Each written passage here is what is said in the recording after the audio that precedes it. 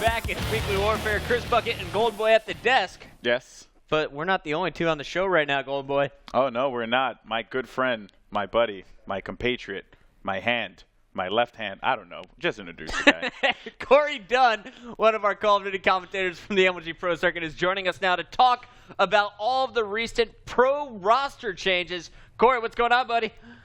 Oh, you're not too much, man. I couldn't even head home. I actually had to stay here at work, so that's why you got all this stuff going on around behind me. But I'm ready to talk a little bit about Call of Duty and, kind of break down what's going on with these rosters because, one of the things that stays consistent is that the rosters don't stay consistent. So I'm definitely ready and willing to kind of bring up some of the facts of what's been going on lately in the community.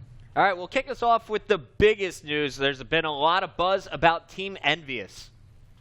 All right, so let's go ahead. Like you said, we've always had Stainville around playing with Envious.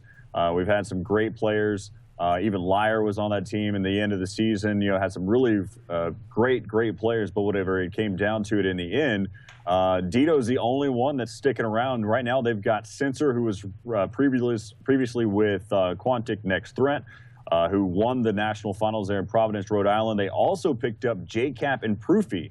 Now, one of the questions is JCap, he went from Optic Gaming over to Leverage, and then now he finally has found a home over there at Envious, and then Proofy. Again, we've seen him time and time again changing rosters, but I think the first go-around, I don't think he really wanted to leave Optic Gaming on those type of terms, but then he ends up getting picked up by Leverage, and then there's this confusion that goes on with JCap, and then JCap finds a home there with Envious, and I think Proofy was probably part of that deal as well. So right now, again, you got Dito, Censor, JCap, Proofy, yep, that's going to be your roster there for Envious.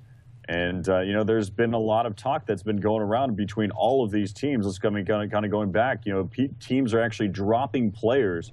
And I guess it's still okay since we haven't heard any real announcements, which hopefully we'll hear more about that tomorrow. But the quick, real fast, you got for Optic Nation, you've got Nadeshot, Assassin, and Twiz. But Fears has actually been dropped. I was checking out Nadeshot's YouTube video, and he actually mentioned how he dropped, or they released Fears and wished him the best of luck. So there really wasn't any problems there. It just kind of didn't fit into the whole Optic Nation team. But then we've also got Leverage, who's released JCap. Proofy's no longer with them, so that leaves Aches and TP, and those two, they aren't going to leave their sides. But they brought back Bobby. Bobby originally in the Dallas team, and actually has a lot of great potential. We've always wondered where Bobby was going to end up, especially after the Icons extravagant stuff that was going on. So they're going to be looking for a fourth as well. So that means there's a lot of free agents out there that they need to be have their ears to the ground and kind of listening to where they're going to end up. There has been one other team that has been a lot of rumors going around about Optic Gaming. You've got Rambo, Big T, and Scump, who of course was recently picked up. But the questions are that where's Mert going to end up? And luckily enough, I had gotten contact with Rambo, and Rambo had sit there and said, this is the first I've heard of it. And so it was just all speculation and rumors that have been going around. So Optic Gaming, don't worry, they're going to stick around to what they got, and hopefully they stay true to keeping their team consistent, because they're definitely a team to be on the lookout for, especially with a player and a slayer like Scump, and then the smarts from Rambo and Big Timer. That's just going to be a solid team to watch all throughout the 2012 season. Well, I have to ask you, Corey and Goldenboy, I want to come to you first on this one.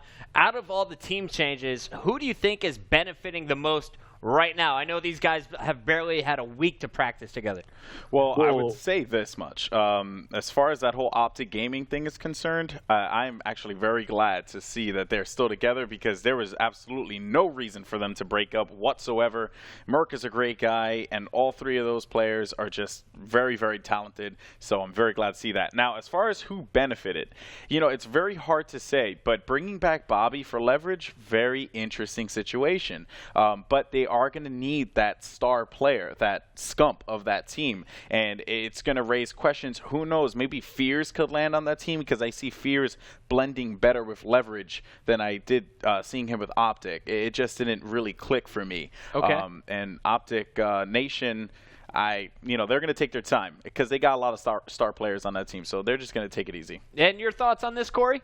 No, I think the better team that benefited from all of it, that's very hard to say, because Envious, I know that's got a lot of star athletes on that team, but I don't know. I don't see the leader on that team. And that's one of the things and that I'm questioning about is, do you just put all of your leadership roles on Hastro? But he's not really he's not in game. He's not there to really make those calls or whatever, but maybe they'll have to completely rely on him as a coach now. As for Optic Nation, I think, I never agreed with it either. I'm right there with Goldenboy on that. Fears just doesn't seem like a fit for Optic Nation. So yeah, they're going to take their time to figure out who they need as well. So who benefits out of all of this? I really don't know. I mean, it's kind of a toss-up. I think they're all just kind of taking the best of what they can out of this whole situation. Got it. Well, Corey, I want to thank you once again so much for joining us here on Weekly Warfare. Love getting you involved with the broadcast. And, of course, guys, hit up Corey. He is at Consider It Done on Twitter. He's got all of your Call of Duty news along with Goldenboy. And I think that's going to do it for our news segment. When we come back, though, we have our first match of the night. Slippery Slipsicles, last week's champions, are back in another semifinals, this time against Wish 4v4. We'll be right back.